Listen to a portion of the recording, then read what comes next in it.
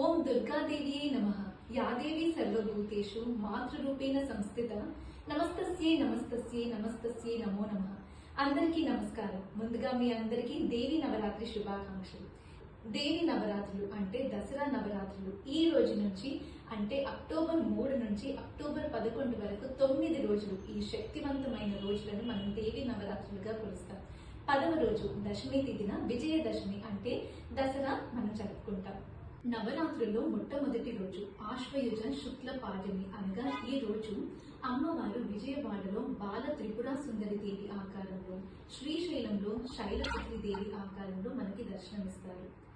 బాల త్రిపుర సుందరి దేవి 9 ఏళ్ల బాలికగా వరద అభయ హస్తాలను కలిగి ఉన్న బాలికగా మనందరికీ దర్శనమిస్తారు. బాల త్రిపుర సుందరి దేవిని పూజిస్తే మానసిక ప్రశాంతత కలిగి ఉంటుంది. ఈ రోజు లలిత సహస్రనామంతో పాటు మంత్రం బంటపుత్ర పదోదిత్త బాల విక్రమానందిత అనే మంత్రాన్ని 21 సార్లు జపించడం మంచిది. ఈ రోజు అమ్మవారిని లేత గులాబీ రంగు చీరలో అలంకరిస్తారు.